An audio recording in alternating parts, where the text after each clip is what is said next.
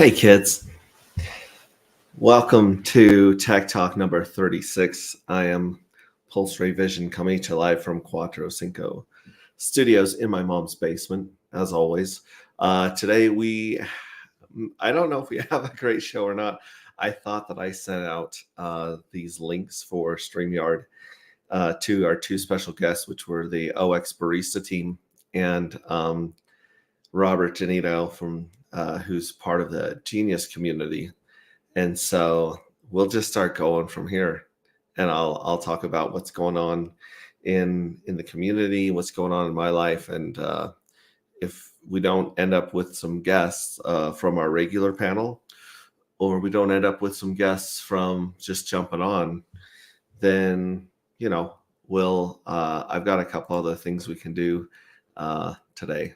So one of them being I might just read the first chapter of our dark matter book that we've rewritten, because it's pretty intense. It's pretty awesome. So I might just share that with you guys. Another thing we can do is we can always go over to curator.com, or as I like to call it, scirator.com, and check out some of the different projects going on there. But like I said, hopefully we get some people from Barista joining, and Robert Genito, who's always a fascinating guy to talk to.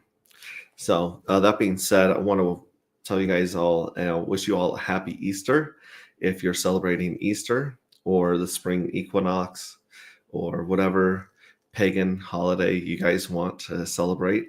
Or maybe you just really like eating boiled eggs today, and that's cool too. We're just hiding stuff around the house and yard and watching your kids try to find it.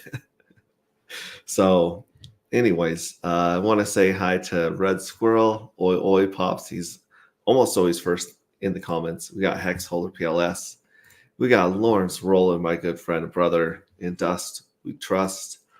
Only one like, and it's me. Come on, slackers. Yeah, come on, slackers. In fact, I'm going to jump over to another community that's a lot of fun here that I've recently enjoyed getting to know. And that is the DGen Roundtable group. So I'm going to come over here and see if I can paste the link for these guys and see if anyone wants to come on.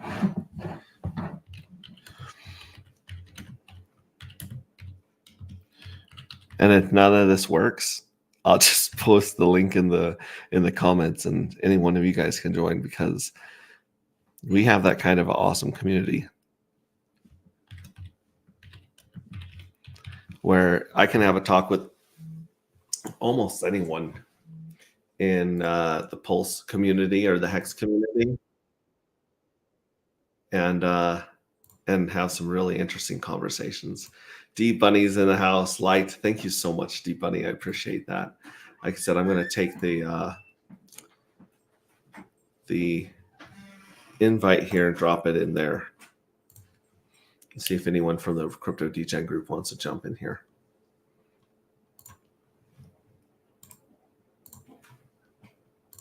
Boom. Awesome. In the meantime, we are working really hard on getting our website up and live. So don't mind the doors opening and closing. We have ghosts here. No, we're trying to get the website live. We are accepting donations right now to get through our excuse me, to get through our audit and marketing. We're almost finished with the smart contracts, so we're going to have a website that people can go to, and it's kind of like throwing money in a wishing well. So you can make a wish, you can throw some crypto into the wish well, and we have an NFT receipt that you'll get when you connect your wallet and if you donate into the wish well, and that will have a number of magical no value points associated with it, and we'll see where that goes from then on. But that's hopefully to get us across the finish line and get launched hopefully before Bitcoin halving and all the craziness ensues. Dutch CQ's in the house. Hey Ray, hey, good to see you. Thank you for being here.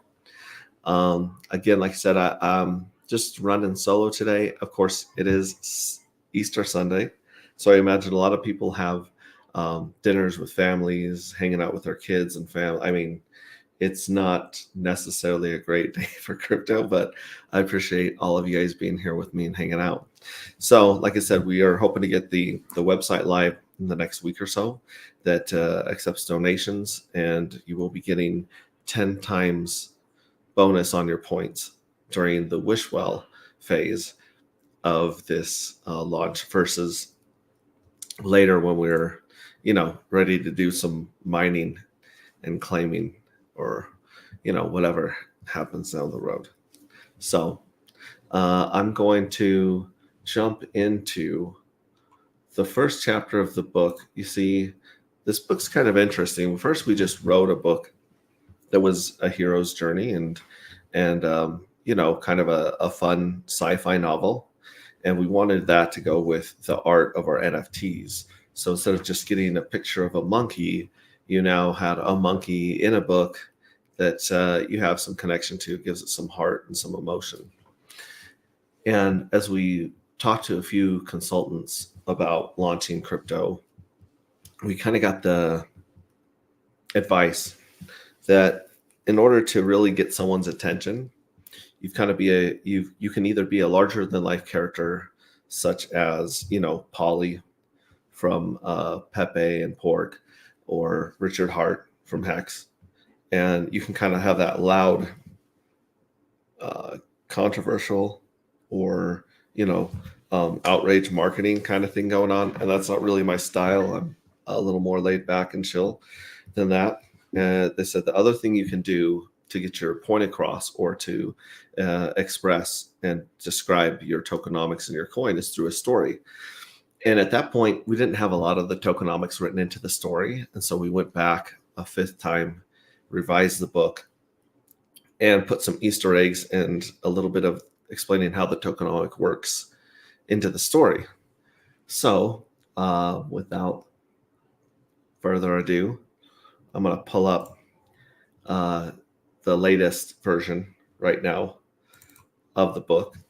And if you go back on YouTube, you can see me reading chapter 1, 2, 3, and 4 of the old version of the book. And it gives you a lot of backstory. It takes you into Cole Nova, our main character's childhood, and kind of gives you an idea of what he went through and where he's going. But we've kind of decided to start with a much more gripping part, a lot more action, and a little more of the tokenomics. So if you listen through here, you should be able to maybe catch some hints at what some of the things our coin does and so forth. Oh, and I want to show you guys my nice this is my Easter outfit right here. Little Burberry with the purple, a little Easter Sunday outfit for you guys. Hey, what's up, T-Hex? Good to see you, buddy. And so I'm going to start reading this. I'm also going to put the link in the chat, which, sometimes you can copy and paste it or not. But this is StreamYard. So anyone wants to jump on today, since we may or may not have guests, come on and we'll talk about whatever you guys want to talk about. We're cool like that. So this is the new version of what we're calling dark matter right now. So we got chapter 1. The doors snapped open like two giants running from each other, and Cole Nova took a measured step into the dim confines of the ship's abandoned storage bay. His presence, which would typically fill the room with undisputed authority, fell silent under the constant lonely hum emitted by the engine room directly below. Cole weaved through the rows of anti-gravity harvesters looking for any sign of what might be happening on board their ship. Luminescent bands traced the contours of each slender monolith, each softly pulsing in unison. Green equals good. Cole moved along the first few rows of 100, verifying each of the 14 harvesters in each row was operational. Under his hastily adorned spacesuit, the inner stitching on the jackpot patch rubbed a valley of irritation into Cole's firm chest. Of the many insignia he wore, those ones he'll later display at parties, this more unique, more treasured, a gift from his crew. Beneath his boots, the ship's gentle vibration crept up to him, and with thoughts of being Saturn's next mill, he continued to inspect the row after row of dark matter harvesters. Each harvester luminescent band pulsed with an eerie stillness. The green lights, indicators of operational units, cast an otherworldly glow over Cole's features. The storage bay, in an uneasy stillness. Cole felt the ship's vibration through the soles of his boots. Cole approached the luminescent red glow of an anomalous harvester, his fearless ego subdued by the absence of his crew, all of whom, including the captain, were now confined to the sick bay with a fragment of the night sky torn from the heavens behind their eyes. Their movements were caught in a stutter, like marionettes on a snagged string. An obsidian thorn grown from the fabric of space itself. An anomaly thrummed with a life of its own, a pulsating heart of shadow and light. Cole watched light bend and fracture across the rigid, incandescent surface of the dark matter crystals. Cole reached out, not to touch, but to understand. As his glove hand neared the surface of the crystal, its tendrils stretched and twitched towards him. His mind snapped to the past few days. The crew's odd behavior, once a mystery now, seemed a direct response to these crystals' silent yet pervasive influence, subtly altering the crew's perception and actions. Cole's understanding deepened as he recognized a tide ebbed and flowed within the crew, much like this darkness made visible in the riptide of his inversion of light. "Hey, Gracie," Cole said. "You seeing this?"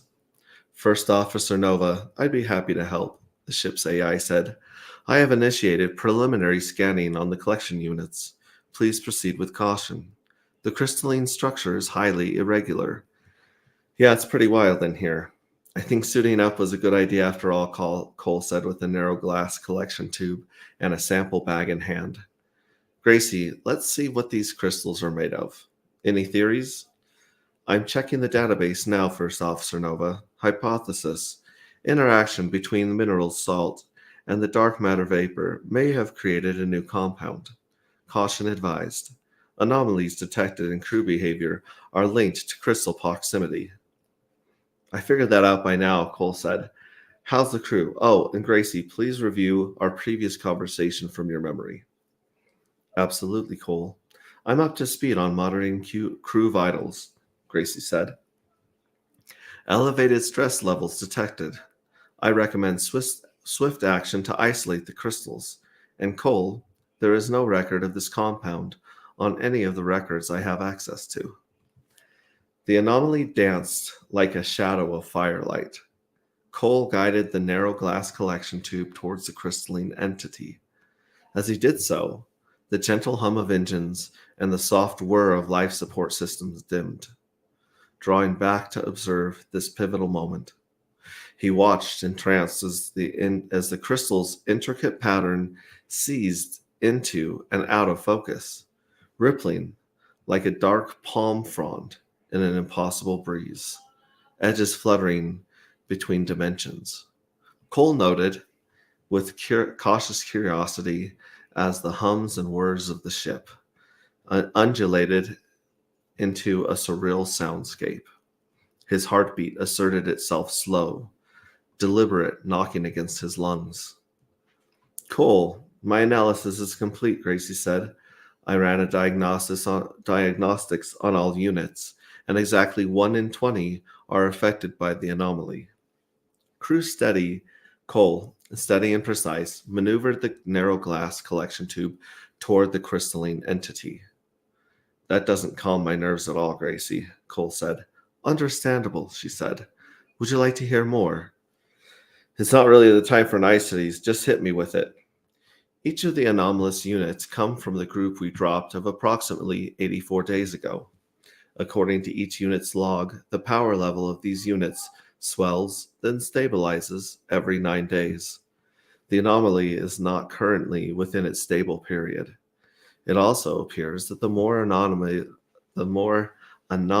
units there are, the more power the anomalous structures on each unit possesses. So you're saying be careful.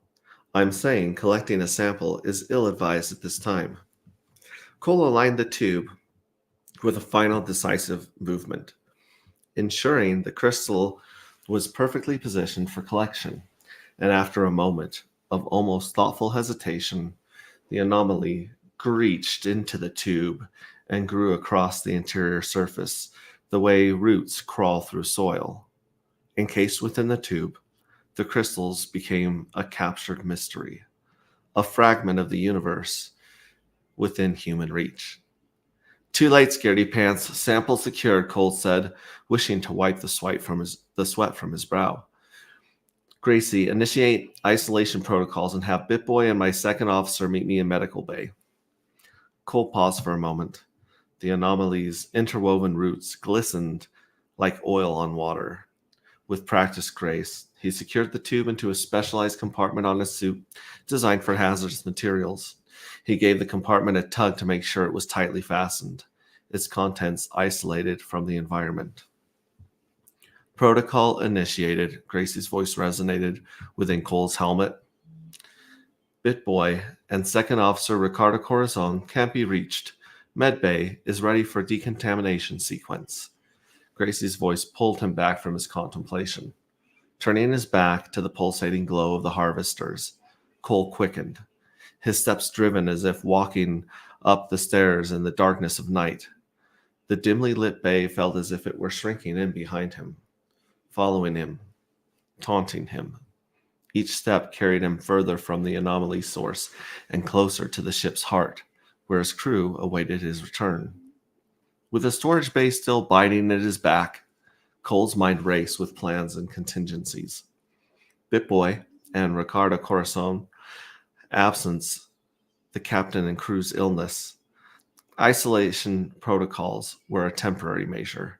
Understanding the anomaly's true nature and its effect on the crew was paramount. The safety of his ship and the lives of his impromptu command depended on the actions he was about to take. Exiting the storage bay, Cole couldn't shake the feeling that the day's events were a harbinger of challenges yet to come. The ship carried within it a mystery that threatened to unravel the very fabric of their mission. With a determined breath, Cole set his sights on the medical bay.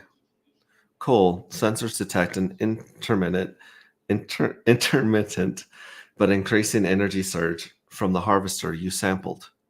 The mention of an energy surge from the sampled harvester spiked his concern. This anomaly was more than scientific curiosity. It was a potential threat, one that needed immediate attention. On my way, Gracie. Keep the medbay on standby, Cole replied, his firm voice a command tinged with the resolve of a seasoned officer. Cole's voice tightened with a mixture of frustration and concern.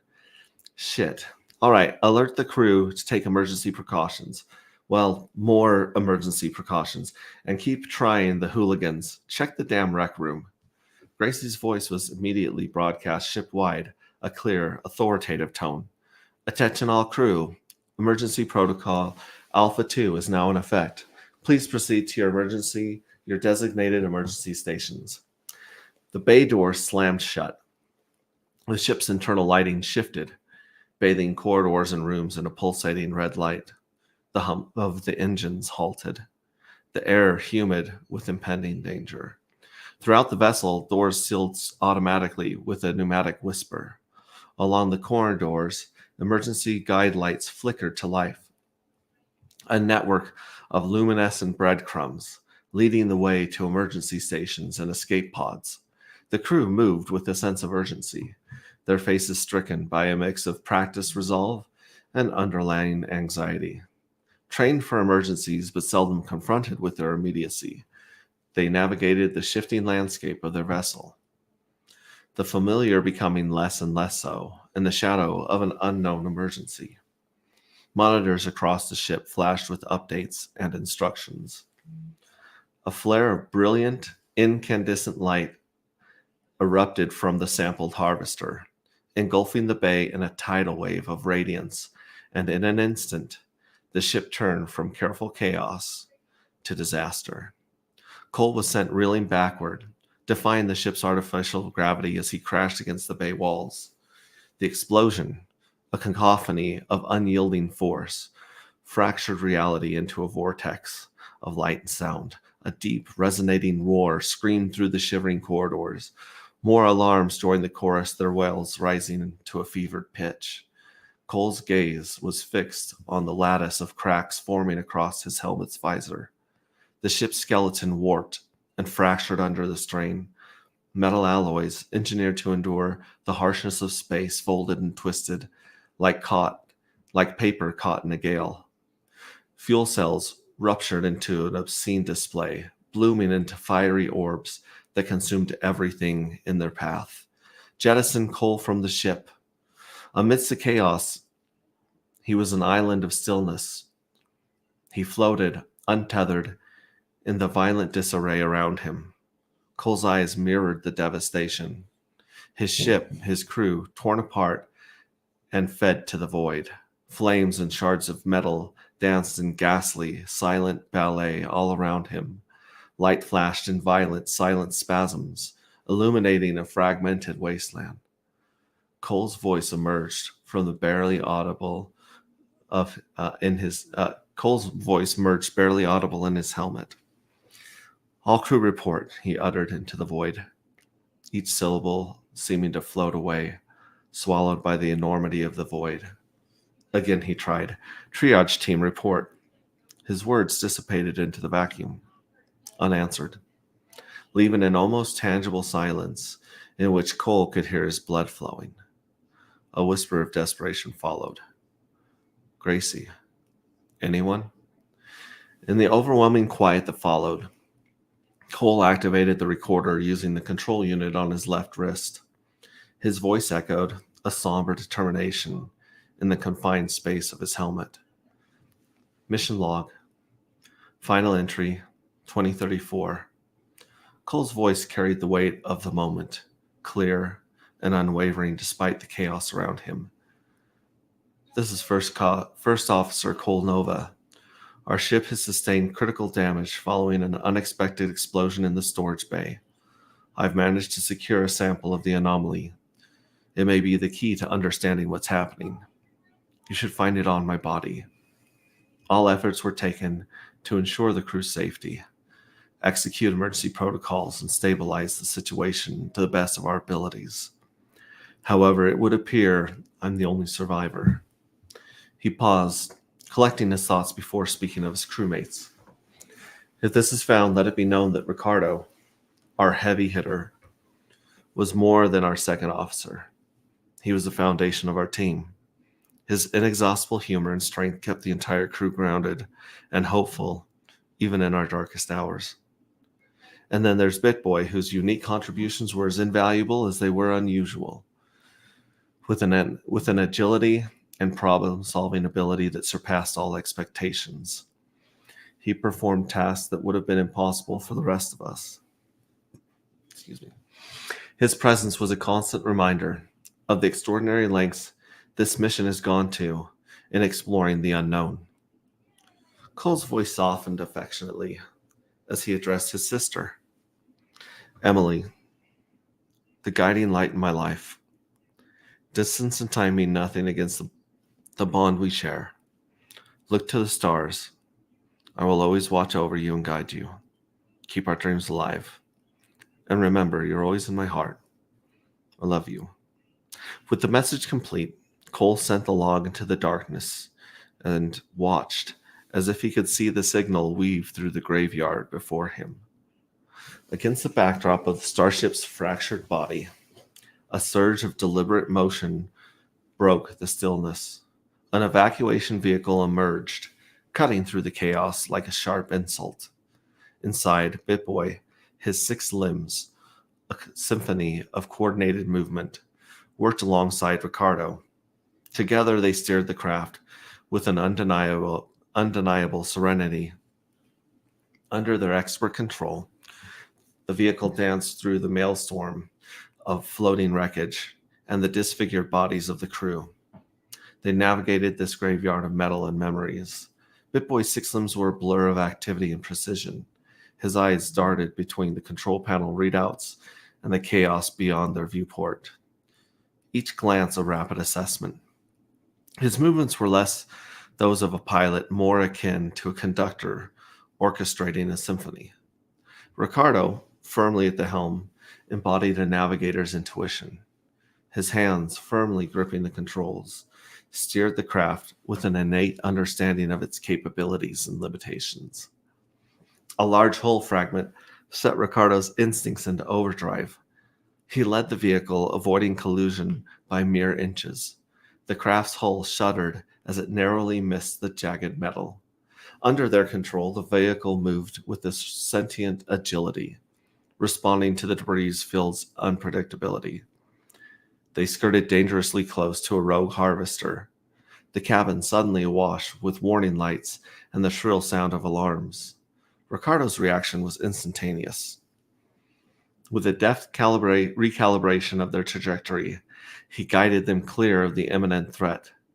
His actions a blend of calculated risk and necessary boldness. The void held Cole. Its weightless embrace,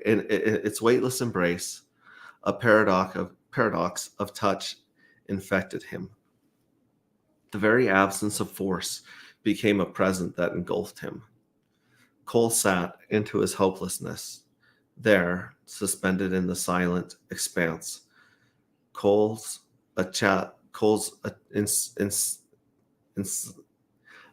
chasm grew inside him. His oxygen supply whistled through the cracks in his faceplate. No tether, no rescue, no hope. He sought solace in his training, the rigorous preparations meant to steel him against the unforgiving void. Yet, as he floated adrift, he confronted the stark truth. Within their engineered havens, humans mustered an indomitable spirit. Stripped of those constructs, cast into the vast, indifferent expanse, humanity flounders, unmoored and vulnerable. In this moment, Cole watched the emptiness of space silently claim its prize, as it relegated the ship's debris and bodies of its crew to an eternity among Saturn's miraculous rings. In its profound isolation, Cole spiraled. So much of his existence was spent fortifying against the elements, against each other, and against the unknown. Yet here he was, without a semblance of stronghold, within or without. His heart raced as the void's lessons on his overwhelming insignificance. His feet, fingers, and eyes tingled between each commanding beat of his heart, and the soft whistle of his oxygen supply sneaking away continued. He watched, as if from a distance, the slow, aimless waltz of debris and remains of his crew. The stark beauty of the rings, untouched and remote. Each piece of debris and lifeless body a story ended, dreams dissolved. His sudden isolation pressed on him like a hungry snake. The suit's internal temperature and oxygen supply indicators flashed warnings. He clung to the finite, the memories, the dreams, the very essence of what made him human. To Emily, with the infinite searching out inexorably before him, that Cole's thoughts drifted to what anchored him to life itself. Emily's face, her laughter, the touch of her hand, these memories flickered like distant stars in the dark. A thoughtful glint in his eye, a sliver of moment that arched and weaved as if it had a purpose. The one object that defied the slow twisting of the debris littered amongst the rocks, dust, and ice. A shuttle, its form barely discernible. Yet, as hope sparked, so too did a shadow of doubt. The spectrum of isolation clung to Cole, even as the shuttle emerged as a beacon in the consuming darkness. How could they see him? A lone soul adrift amid the wreckage of dreams. The vast canvas of space, dotted with the remnants of human folly, seemed indifferent to his plight. Yet, there it was, a lifeline, cast across the abyss. His resolve faltered. His hand hovered over the thruster controls, paralyzed by a cocktail of fear and uncertainty. With a defiant shake of his head, Cole swallowed what might be his last meal. His fear.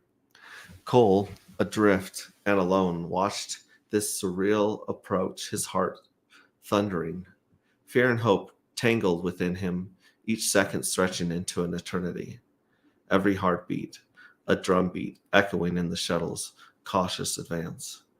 He pressed down on the thrusters, the gentle hum of their activation cutting through the whispers of air escaping, his body sharply numb. The distance separating Cole from the shuttle dwindled to almost nothing. The shuttle's side hatch swung open slowly, deliberately. From within the gloved hands stretched into the emptiness towards Cole. Not just limbs extending, but lifelines cast across the dark. The sight stirred something deep within him, a well of emotions that had been dammed by fear and desperation. Contact. A rescuer's glove brushed against Cole's, a spark of life against the cold. The grip was unsure at first, fingers sliding across the slick fabric of his suit. Panic surged in Cole's chest. The terrifying possibility of slipping away felt all too real. Another hand joined, its mechanical grip stronger, more certain, and Cole felt a pull, a physical tether back to life. In that moment, Cole's world teetered on the edge. His breath hitched, his eyes locked with his rescuer through the visor. A silent exchange of fear, determination, and hope. With a decisive pull, they drew him in, the shuttle enveloping him in its embrace. The shift from the void's chill to the shuttle's warmth jarred Cole. Frantic voices rapped all around him. Cole lay still floating, but held now by a counterfeit of safety. Air, rich and sweet, flooded his lungs. The hum of the cabin, the sound of safety and civilization, washed him of panic, and his tears broke free. Ricardo and Bitboy's faces, seen through the blur of tears, shone with relief and warmth, their smiles lighting the darkness. Cole stood transfixed by the devastation outside the shuttle's viewport. The remnants of his starship twisted and turned amidst the cosmic whirl of debris orbiting Saturn, but Cole saw more in the shuttle's glossy viewport, the reflection of a man transformed. His features were etched with the complex tapestry of emotions that only such a catastrophe could weave. The torment in his powder blue eyes, the stark contours of his cheek and jaw, now more profound. His skin an epic novel on the meaninglessness of life. Cole saw the same veil of loss that shrouded him enveloping Ricardo, and he thought Bitboy too, the air thick with the shared burden of survivors. In this charged silence, Cole faced an unyielding truth, the relentless drive towards the unknown, the insatiable hunger for discovery and dominion, extracted a toll far greater than anyone could anticipate. A journey, any journey paved with ambition and the quest for knowledge, often left its deepest scars on those in the vanguard, while those who demanded isolation from real risk. In this moment, Cole understood the true cost of curiosity, the indelible mark left on the souls of the poor as a reminder of the price of reaching beyond our grasp. Boom. And that's the new chapter 1, where we see Cole trying to harvest the sample from a harvester of dark matter, and the volatility and the craziness that absolutely destroyed the entire ship, killed everybody. And his rescue from BitBoy, who is a bionic monkey with 6 limbs, and Ricardo Corazon. You guys might know who that's referring to, but that's Heavy Hitter is also his nickname. So there we go. That's chapter 1 for y'all. I hope you enjoyed it. Feel free to wake up your loved ones next to you, as they've probably also fallen asleep. We got Moondog in the house. What's up, love and light? Red Squirrel says Max is soothing dulcet tones. I feel sleepy. Stuff says, I wonder if Pulse Ray Vision's powers be enhanced with a pair of pit vipers. Yeah, I definitely need some pit vipers on. What's up, Pulse Ray Vision from Hex Monkey? How's it going? Yeah, so like I say, in the story, there are harvesters that are harvesting this crystal structure called dark matter. We have, obviously, our token that we're coming out with is the dark matter token, and it interacts with the NFT, which is the anti-gravity NFT, which are fuel cells. And you'll see the interaction between the dark matter crystals and the fuel cells as we get deeper into the story and as we tell you guys more about our project. So that's just a little hint. There's also a part in there about what happens every 9 days. The energy levels surge and then stabilize, and they get bigger and bigger and bigger during the first 90 days of collection. So there's something there as well about the tokenomics and the game theory that we put together. Yeah, and that's about it. I mean, let me talk a little bit about what my thought process and journey through creating my token.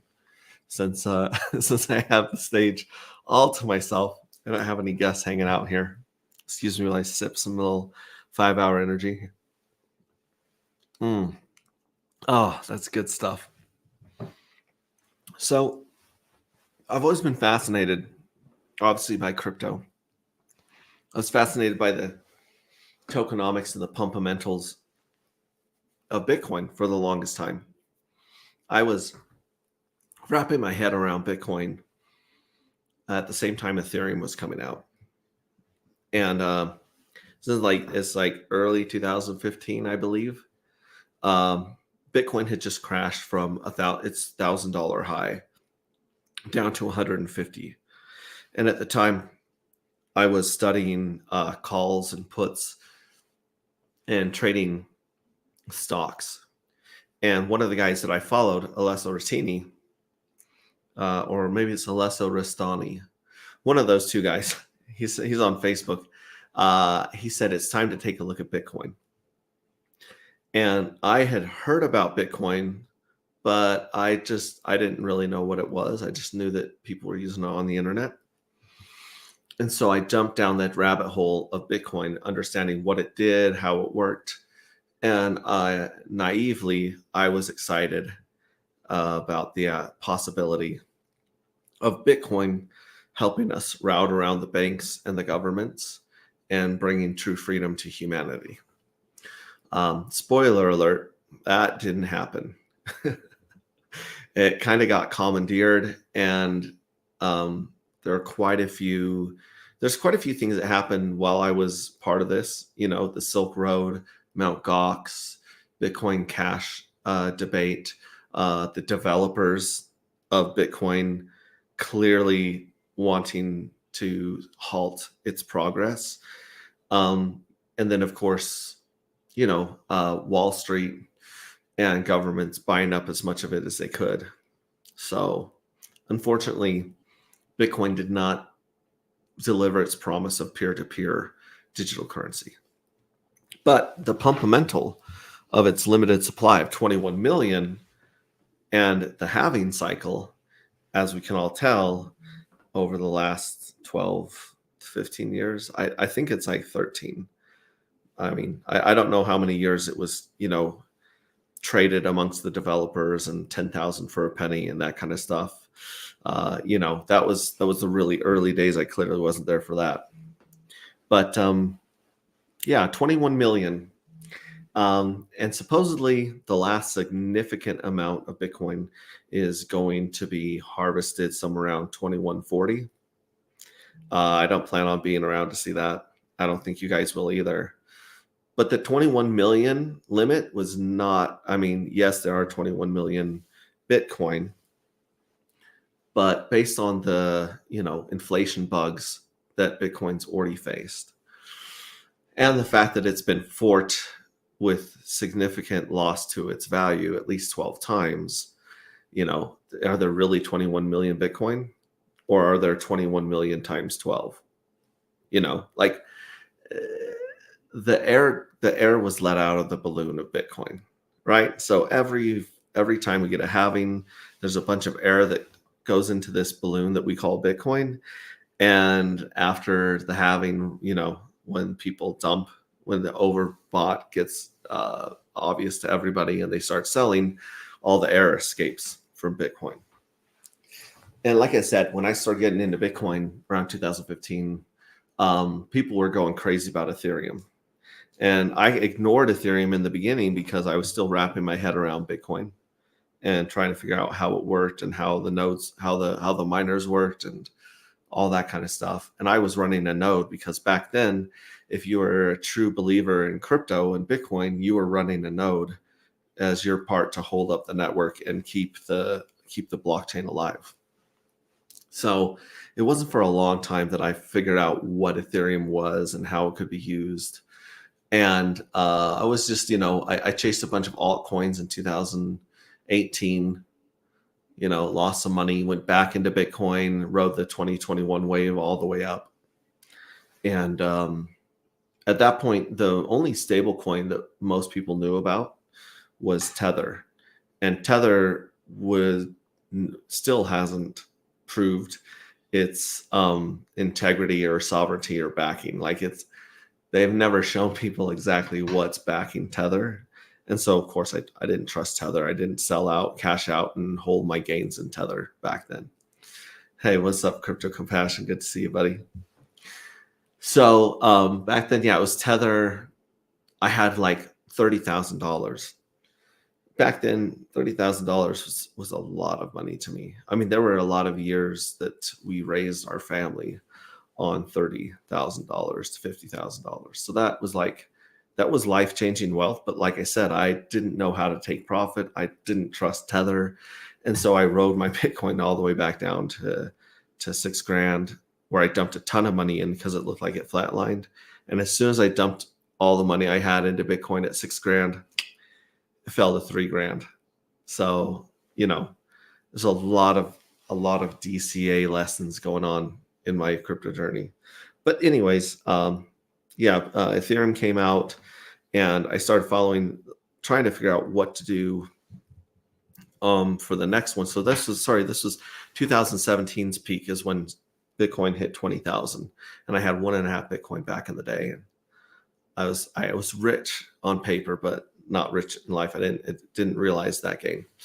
So then it drops down, and I'm studying what to do. And around that time is when I found Richard Hart. So it's like 2016, 2017. And he was the stuff he was saying was so brilliant about Bitcoin, and his calls of the tops and bottoms of the market were so good that I immediately started following him. And at this time, he was doing more self-help stuff than crypto stuff, talking about how to give good apologies, how to not pee all over the seat at night when you go pee, all the sci-fi stuff, right? And so I was kind of enjoying him, following him for the ride. And then, I remember him announcing the CBD token, the computational fluid dynamics CFD token. And basically, Richard said, look, Bitcoin's wasting all this energy and computing power solving SHA-256 algorithms. Why don't we put that power to use?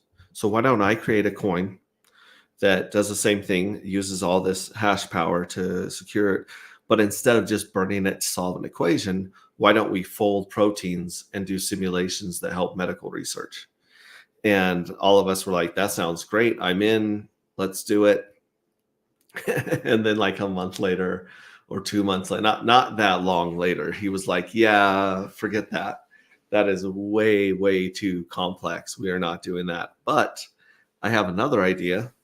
And the other idea was Bitcoin Hex, which was a CD on the blockchain. And we're like, he's like, why, if you're holding a coin off the market and keeping the price up, you should be rewarded for doing so. It was genius. We're like, yeah, of course. So we're all into it. And he said, this should take about 6 months. Obviously, it took about 2 years. And I just remember, being in Telegram, being in Twitter, watching the streams as they were figuring out the T-share, they were figuring out the penalties, they're figuring out the interest rates, and really putting it all together. It really was a community project back then. And yeah, it was awesome. And I think I had gained back up to, Bitcoin was back up to about 6 or 8 grand at this point, I want to say. I'm not sure. It definitely hadn't started its run again when Richard launched Hex in December of 2018 or 2019. And I was going into the adoption amplifier and slowly moving my Bitcoin into Ethereum, then putting my Ethereum in the adoption amplifier. And just trying to figure out how to DCA into this thing. He told us, don't ape in on day one. Of course, I aped in on day one. And I think I bought quite a few Hex at like half a penny on the very first day. And then it just went off a cliff, like 95% or something like that. And I was like, oh, so yet another lesson in DCAing, my friends, dollar cost averaging. So it drops and it's going. And there was one day that Richard Hart was on this interview and everyone was giving him grief about recycling. They're like, hey, the same amount of Ethereum comes in at the same time every day and buys up the supply and changes the ratio. And, obviously that's you, Richard. And, they're throwing a fit. And Richard said, do you think it's fair for an auction to have a minimum bid? And I'd seen the adoption amplifier bounce off 0002. I want to say it was 0002 or quadruple, 4 zeros and a 2 or 3 zeros and a 2.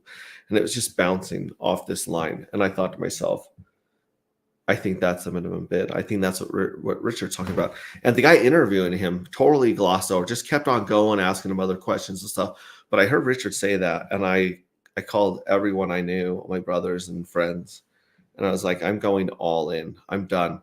I'm 100. I'm dumping the rest of my bag into the adoption amplifier.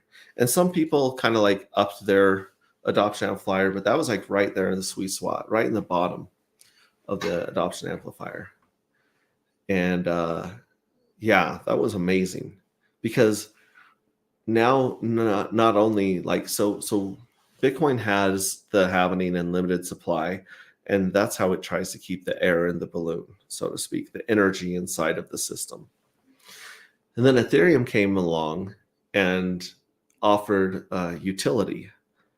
And so even though it was growing quite fast in inflation, it was following the halving events and the cycle of Bitcoin. But it also had a lot of energy and a lot of air going into the balloon to try because of all of the Turing complete, meaning not like with Bitcoin, you can send, you can receive, and you can mine.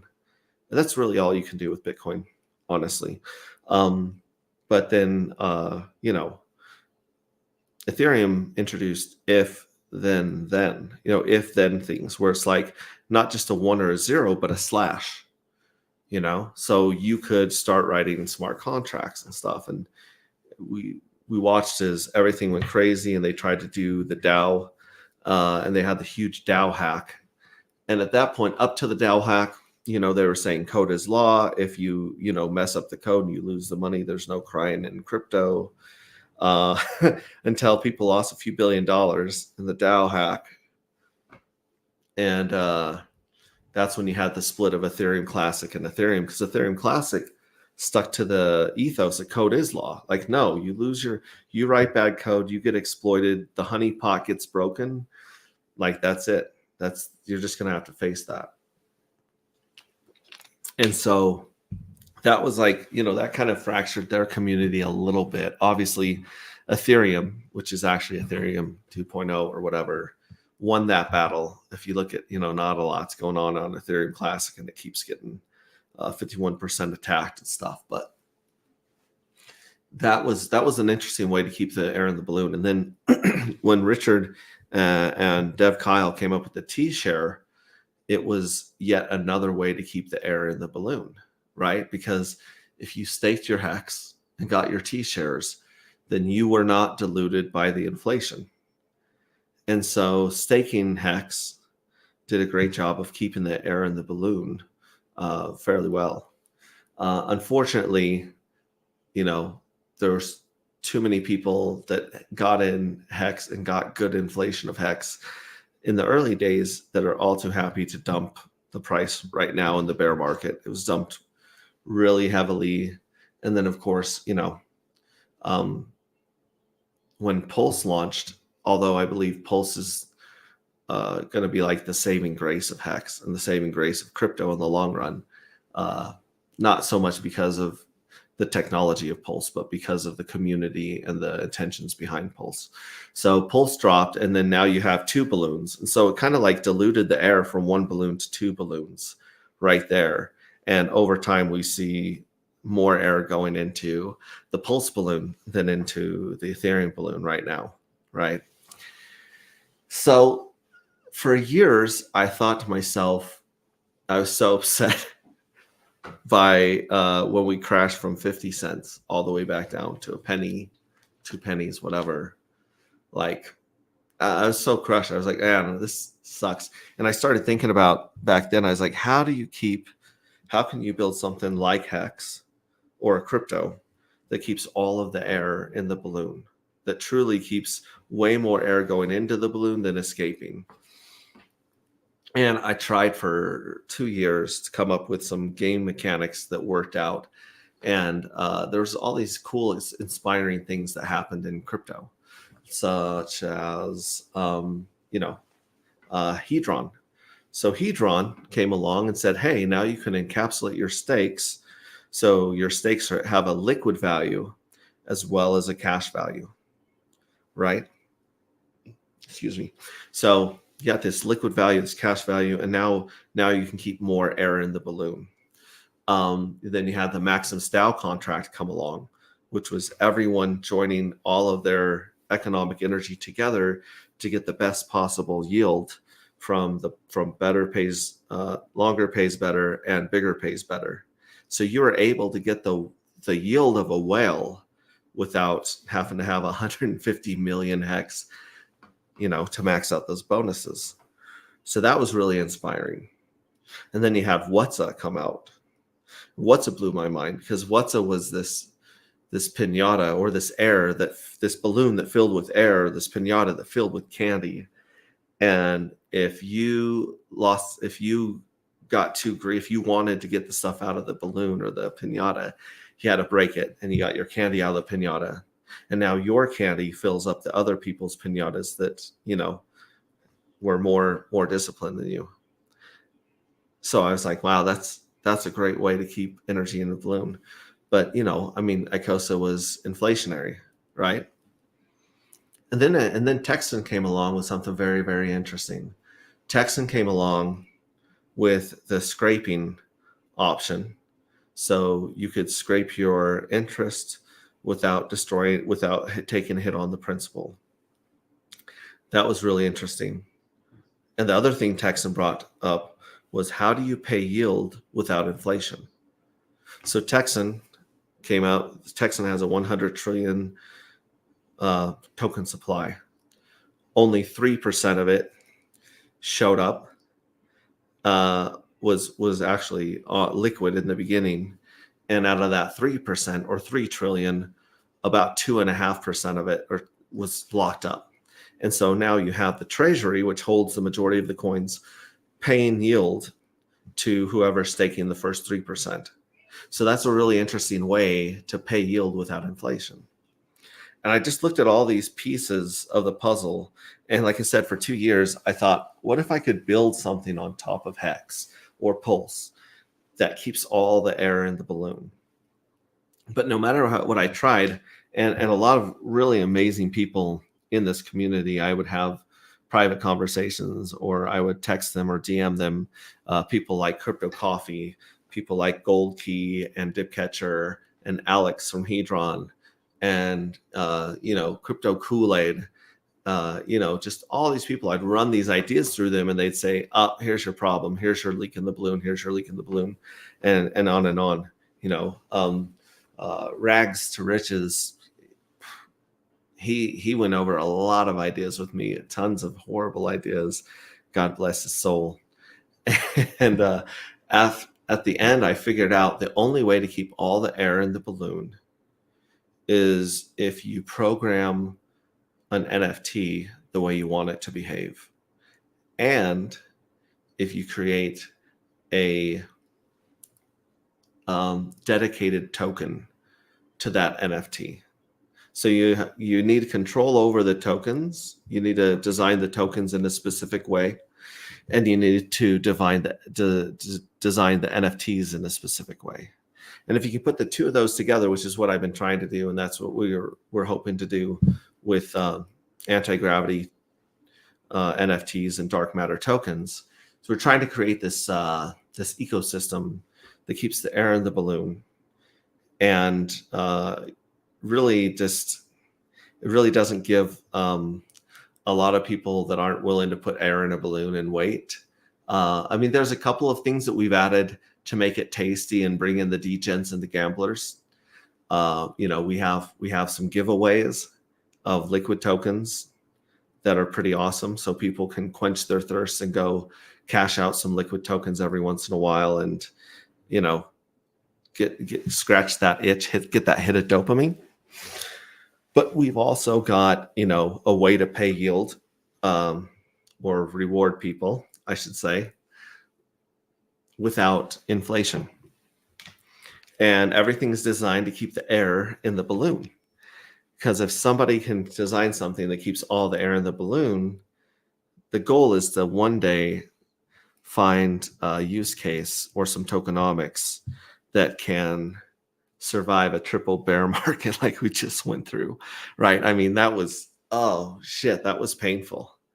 That was so painful to see all the air, all the economic energy spike into crypto, and then do its trickle down from Bitcoin to Ethereum to the altcoins, and then leave.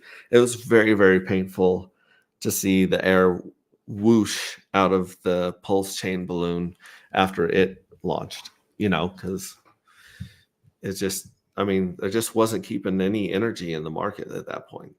And then, of course, you've got copies of everything, and you're trying to bridge the economic energy in the air from Ethereum over to Pulse chain. And thank God for 0x Coast, right?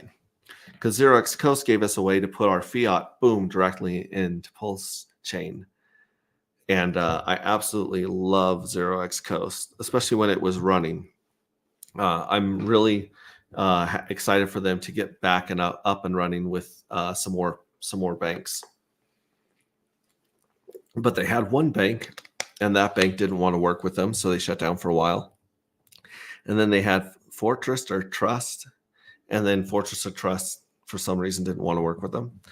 And so they're like, as you've heard on Randy Hilarski and other streams and other places where they talk about this, they're going over trying to get like 10 or 11 institutions to work with them so that they don't lose.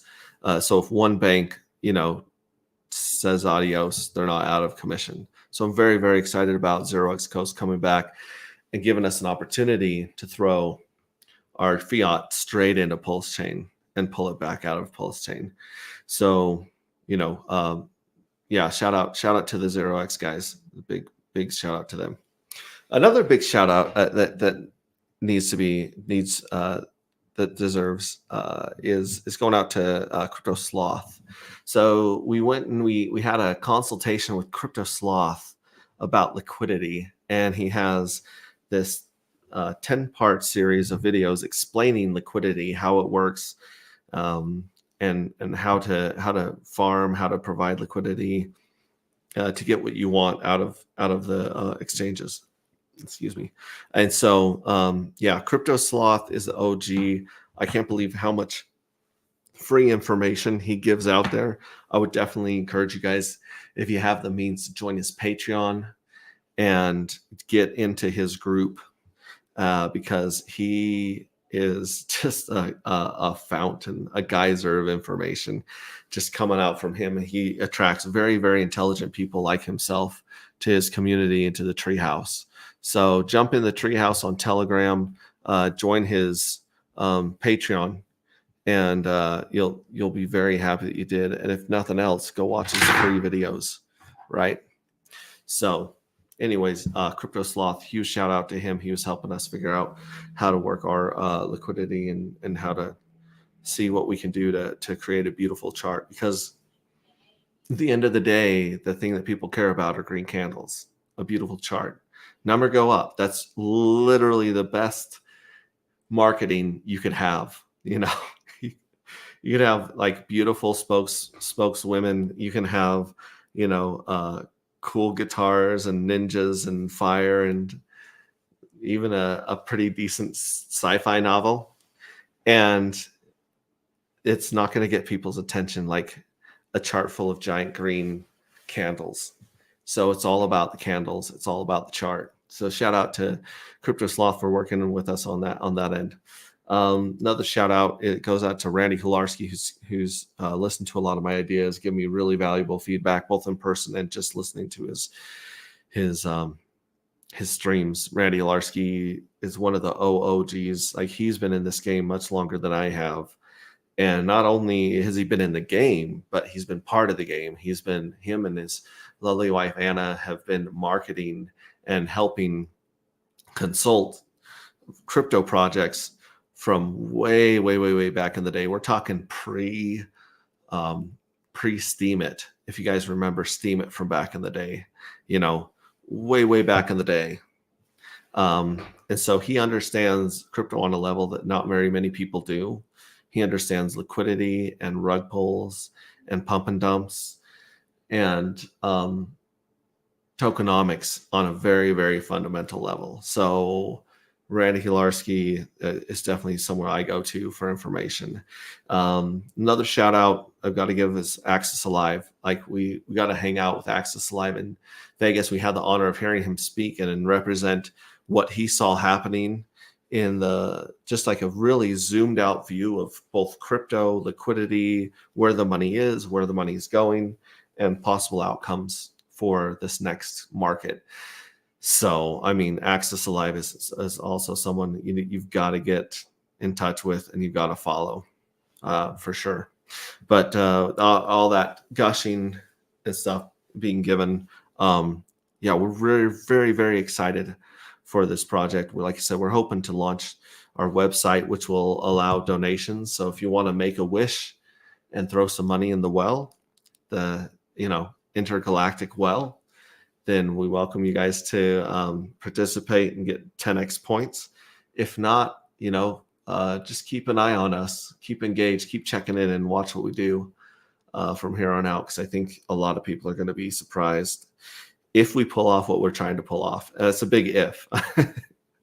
I mean, shoot. I mean, crypto's hard.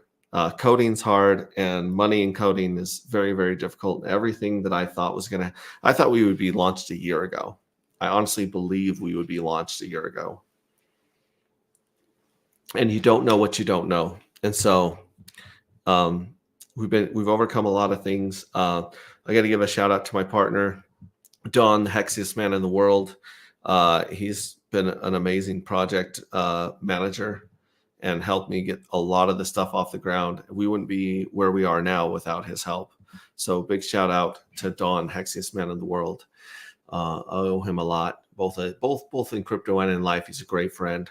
I appreciate him, just like I appreciate a lot of you guys that I met in person at crypto meetups and events. Of course, if you're within spitting distance of Salt Lake, about 13 days from now, it's going to be April 13th in Lehi, Utah, which is 20 minutes outside of Salt Lake. There's going to be the Pulse Chain Tour there, and I want to be speaking there and kind of telling my story about how I went from truck driver to crypto obsessed dude on YouTube, trying to spread the love and spread the good word, the gospel of financial freedom and crypto to everybody. And so, yeah, definitely come check that out if you guys can make it. It'll definitely be worth coming to that.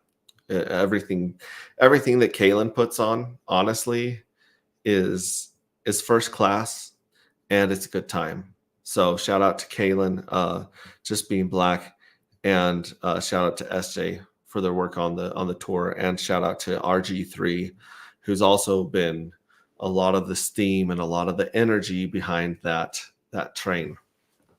So anyways, here we are. No one hooked me up on the StreamYard link anywhere that I posted it. And I apologize for not getting these links out earlier to my guests. So it's totally my fault that we don't have OX Barista and Robert Genito on the stream. We'll try to get them on another week. Next week, I do have Black Sheep from the DGen protocol joining us, and the GOAT token to come talk about the GOAT token. Hopefully we'll get the other guys back on too. So we'll be covering all of that. But again, if you guys are here, one of the 76 people here live on YouTube, or one of the people on Twitter listening, I'll explain to you that the Pumpamentals and the tokenomics that we've tried folding into our project. So number one is a limited supply.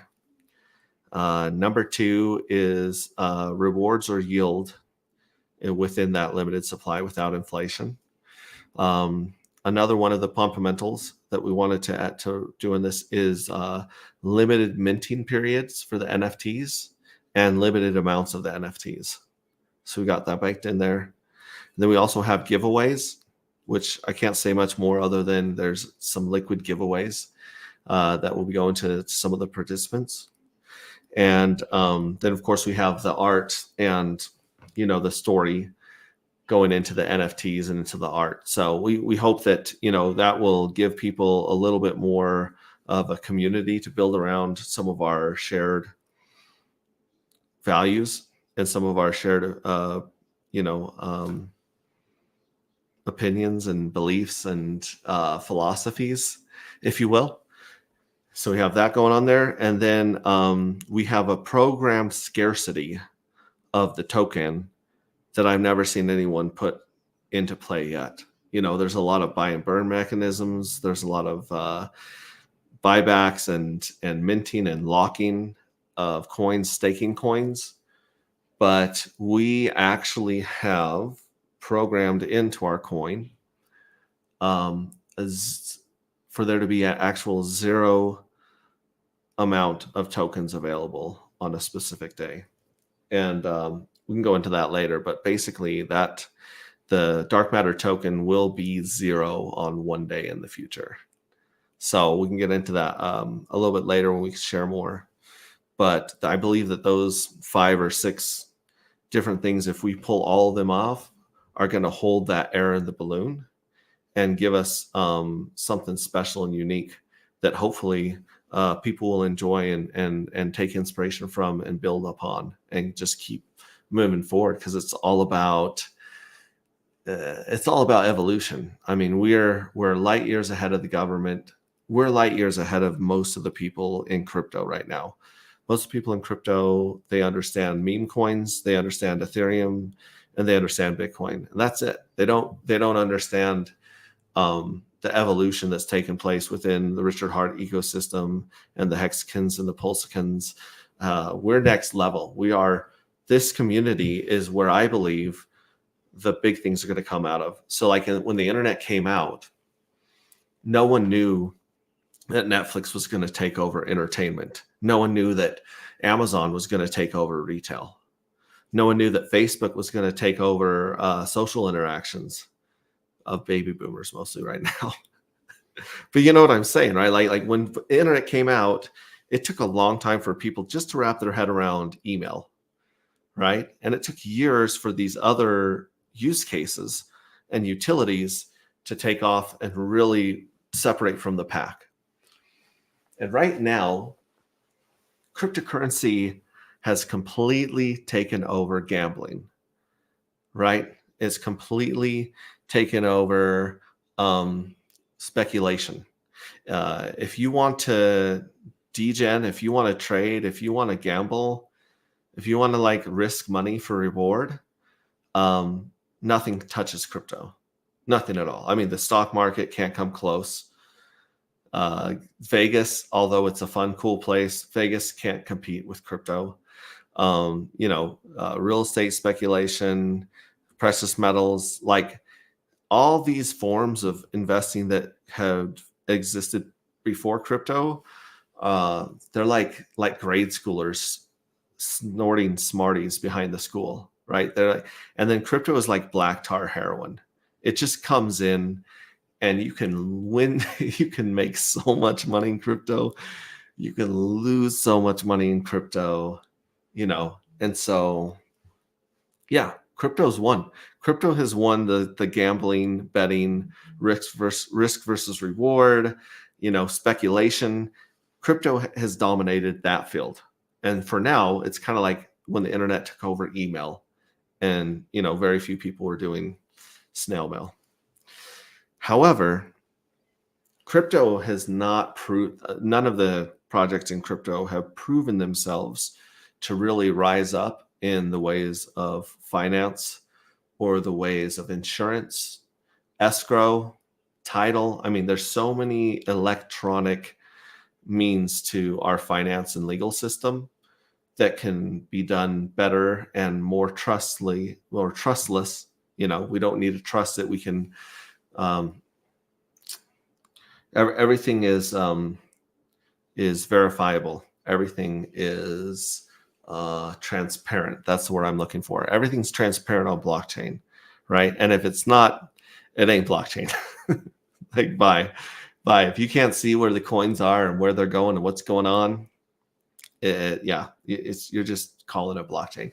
So, like I said, I believe that the big products and the big use cases in finance and legal and the way that we work, we deal with each other as human beings is going to come out of crypto. And most likely it's going to come out of our community, because our community, it starts with the ethos of don't trust middlemen, of transparency, of, I wouldn't say altruism, but I would just say maybe we have such a generous spirit to our knowledge. Like if crypto were real estate, for example, you would have to pay people. You'd have to pay everyone for every ounce of information.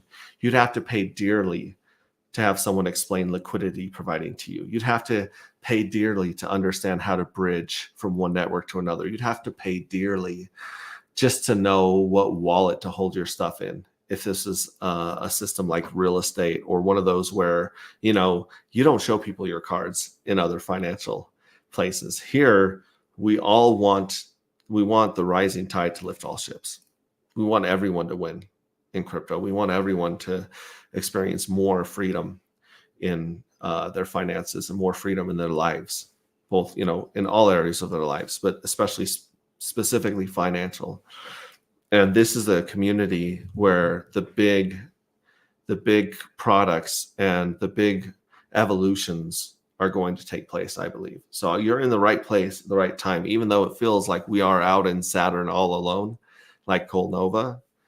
We're here now. We're on the bleeding edge of the future. And it's, I mean, I'm just really grateful for that. I think you guys should too. We got Moondog says DGen protocol, yield farming NFTs for fractionalized pool, managed pulse chain, validator node support, great accumulation play, supporting PLS during inevitable eventual downturns and bear markets. That's good. That's good. He also says great way to support validation without taking on the responsibility of hardware management in exchange for the other soft management skills. And he also says, Moondog also says, is crypto black tar heroin? Yes, or DMT, 5-MeO DMT, pending the flavor variety you happen to fall into or for. You know what? You're right. The dopamine of crypto is like black tar heroin, but the way that it changes your mind about the reality of money and time and distance and all that stuff is probably closer to a hallucinogen like DMT or one of those. Also, he says, I am paying dearly for both my real estate education and crypto, spending my precious time, attention, energy, and discernment, finding the true signal through all the trash and noise. Yeah, you are going to pay. You're going to pay with your time. You're going to lose money. I've paid very dearly for a lot of my lessons in crypto, and I'll be talking about those prices I paid in Salt Lake and when I talk. And then Moondog also says both pay back if when done in alignment, aka if it works for you, work it. Yeah, I appreciate it. Yeah, and you can personalize crypto to whatever your situation calls for, whatever age you are, whatever income bracket you are, whatever financial goals you have. You can tailor and find someone that's in the same place you are or has the same destination that you're going to. And yeah, that's the other beauty of this community is that even though we are a very tight community, we also honor and respect each other's individuality for the most part, except for all the drama and bullshit on Twitter or X, as it's called now. So anyways, really quickly, if you guys want the newest Jiminy Christmas, my brain's dead from reading all of that from the book. But if you want the latest announcements and insights into what exactly is going on with dark matter token anti-gravity, come into our Telegram, which is t.me/anti-gravity saga. And that's where you can come in and see some of the art and stuff we're dealing with and some of the other NFT ideas we're dealing with. That's also where we're going to be talking about the donation phase and then future the mining phase. So if you guys want to join the party, you can join me there. You can follow me on Twitter, Hexray Vision. I'm rebranding to Pulse Ray Vision, but I haven't changed my handle on there. So you can find me at either one of those. Pulse Ray Vision on YouTube, obviously, if you're watching me now or if you're on X. Yeah, come find me in any of those places. On Telegram, I'm at Hexray Vision as well. So you can hit me directly if you can't find the anti-gravity group. But it's going to be a really exciting next few weeks. I mean, shit. Not only with the halvening that should be taking place about a week after the Salt Lake meetup, but just with everything else going on. I mean, like, enough is enough. We're going to find out if this spike in Bitcoin is a fake front run or if it's a completely different cycle that we've never seen before pretty soon.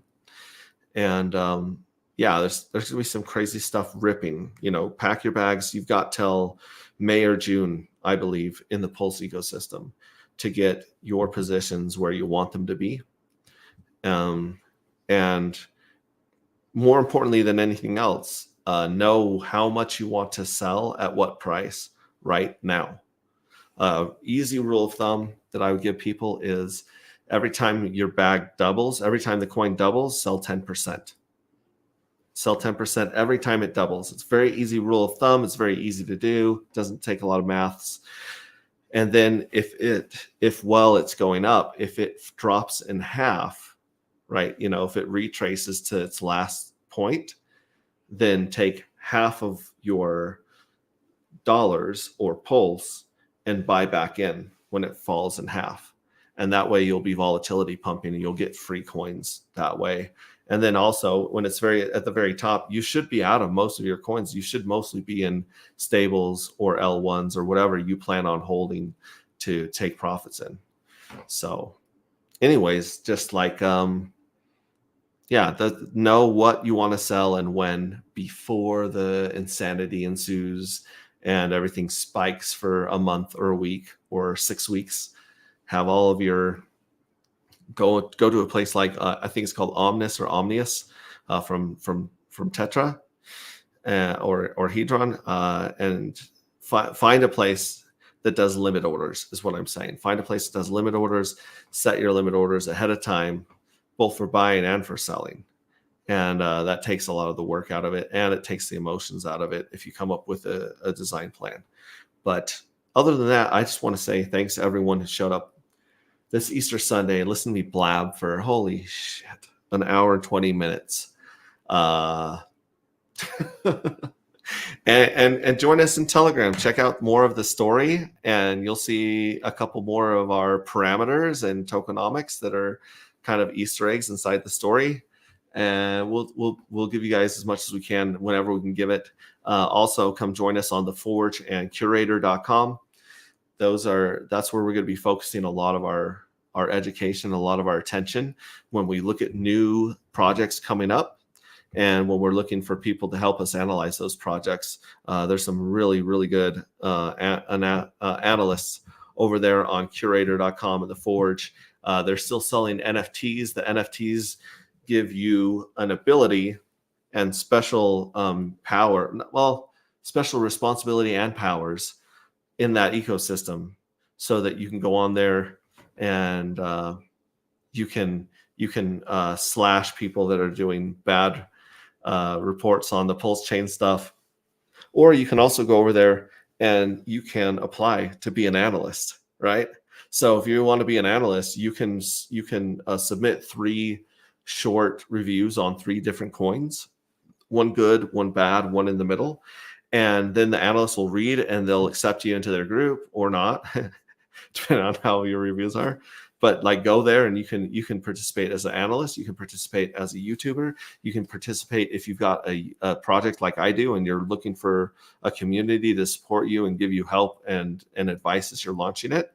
It's a great place, truly great place. Moonmet says, great to be here today. Always good stuff. Thank you very much. And Red Squirrel. So it's the limit orders are https://omnis omnis.tetra.run/.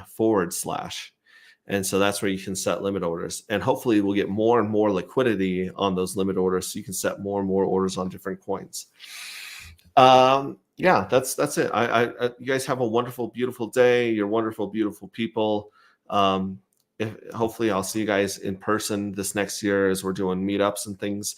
I'm always excited to see and meet you guys in person. You are some of the best people I've ever met on the internet and in real life. Some of the smartest and most passionate and caring people. We have something special here in this community. So if you're in the right community, you're going to know about the right coins. And if you stick around long enough through the bear and the bull cycles, you'll get a very useful and very valuable education. So thanks again from the bottom of my heart. And we will talk to you probably next week, unless I do a stream sometime this week with the Forge and Curator. So, shoot, you know what? It's just me, but I think I kind of be messing up.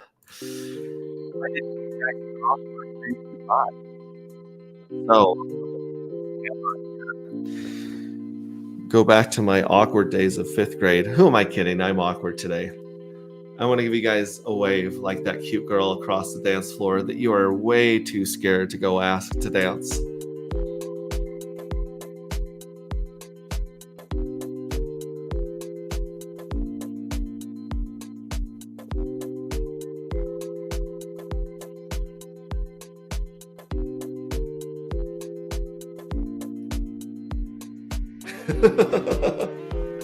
All right, at that, I'm out. You guys have a beautiful week.